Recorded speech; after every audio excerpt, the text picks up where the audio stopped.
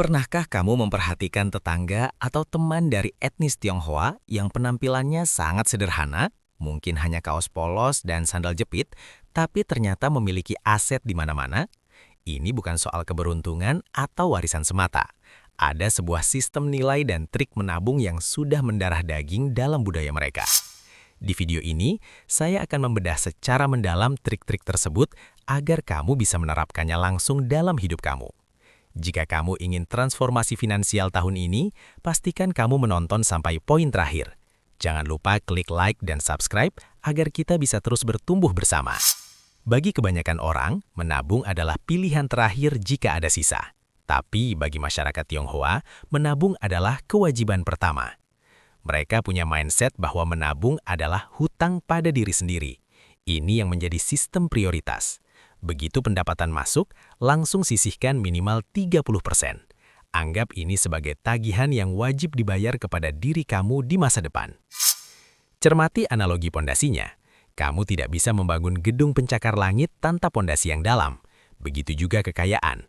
Uang receh yang kamu kumpulkan hari ini adalah beton untuk istana kamu esok hari. Mereka juga sering menunda kesenangan. Padahal dunia modern memaksa kita untuk check out keranjang belanja setiap saat. Namun, ada satu prinsip kuat yang mereka pegang. Beli karena butuh, bukan karena mampu. Kebanyakan mereka menggunakan aturan 7 hari.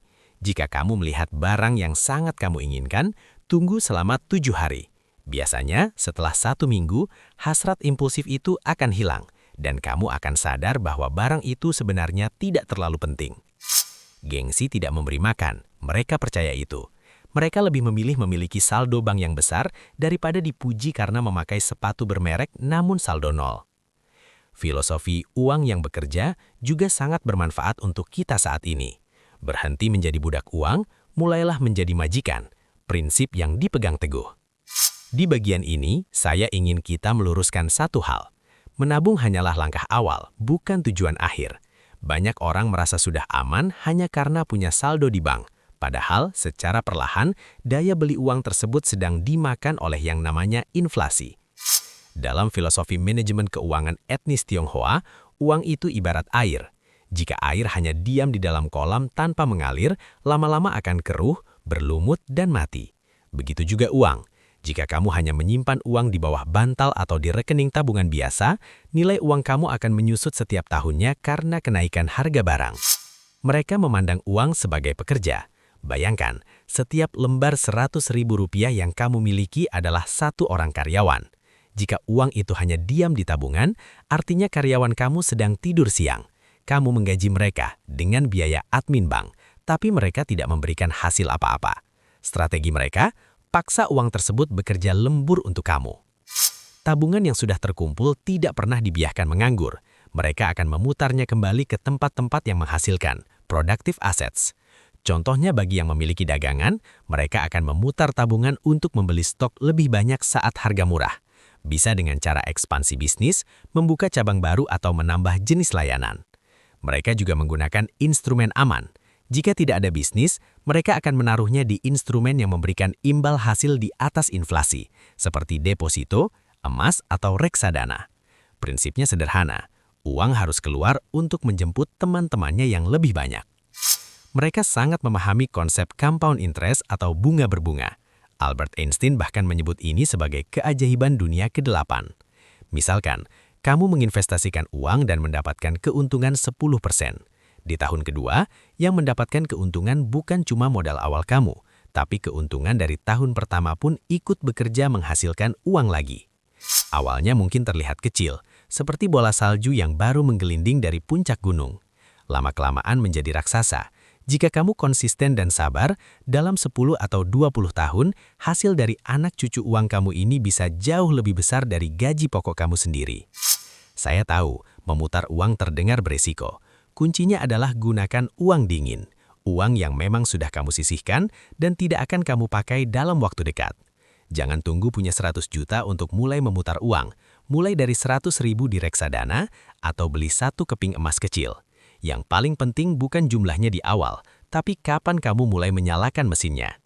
Bayangkan, jika setiap rupiah yang kamu simpan hari ini adalah binih pohon jati, Kalau kamu makan binihnya sekarang, buat belanja konsumtif, kamu tidak akan pernah punya hutan. Tapi kalau kamu tanam dan kamu rawat, suatu saat nanti kamu bisa tidur nyenyak di bawah naungan pohon tersebut, sementara buahnya terus berjatuhan untuk kamu. Selanjutnya adalah disiplin gaya hidup. Tetap di jalur yang sama. Ini adalah jebakan paling umum. Saat gaji naik, gaya hidup ikut naik. Lifestyle creep. Seharusnya saat gaji 5 juta kamu makan di warteg, maka saat gaji naik menjadi 10 juta, tetaplah makan di warteg. Kelebihan 5 juta itu adalah tiket kamu menuju kebebasan finansial, bukan untuk membeli kopi mahal setiap hari. Kekuatan kesederhanaan memberi kamu ruang untuk bernafas secara finansial. Banyak anak dari keluarga Tionghoa sudah dilibatkan dalam bisnis keluarga sejak kecil, entah itu sekedar menjaga toko atau menghitung stok. Mereka belajar bahwa satu lembar uang kertas didapatkan dengan peluh dan kerja keras. Ini menciptakan rasa hormat terhadap uang.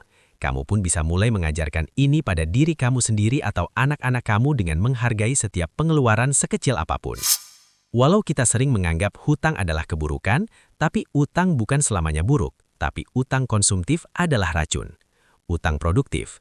Mereka berani meminjam uang jika itu digunakan untuk ekspansi toko atau membeli properti yang menghasilkan sewa. Hindari cicilan barang mati. Jika kamu harus mencicil untuk membeli ponsel terbaru, itu artinya kamu sebenarnya belum mampu memilikinya. Banyak yang salah paham dan mengira mereka pelit. Faktanya, mereka sangat royal jika sudah mencapai target tertentu. Self-reward yang sehat cirinya adalah menikmati hidup. Pergilah berlibur, makanlah di restoran mewah. Tapi pastikan biayanya diambil dari keuntungan investasi atau bonus, bukan dari uang pokok tabungan atau modal usaha. Menjadi kaya bukan tentang seberapa besar pendapatan kamu, tapi tentang seberapa besar yang mampu kamu simpan dan kelola. Trik orang Tionghoa ini bukan tentang etnis, tapi tentang disiplin universal. Mulai hari ini, saya ingin kamu mencoba satu hal, sisihkan 10% saja dari pendapatan mingguan kamu, apapun yang terjadi. Jangan dilihat, jangan disentuh. Rasakan perbedaannya dalam 1 bulan ke depan. Terima kasih sudah menonton. Jika video ini bermanfaat, bagikan kepada teman atau keluarga kamu yang sedang berjuang mengatur keuangan. Kalau kamu merasa penjelasan saya tadi membantu kamu melihat uang dengan cara yang baru, besar kemungkinan video-video saya ke depannya juga akan bermanfaat buat finansial kamu. Jadi pastikan kamu klik tombol subscribe dan nyalakan loncengnya. Saya tidak ingin kamu melewatkan strategi-strategi penting yang bisa bikin kamu lebih tenang menghadapi masa depan.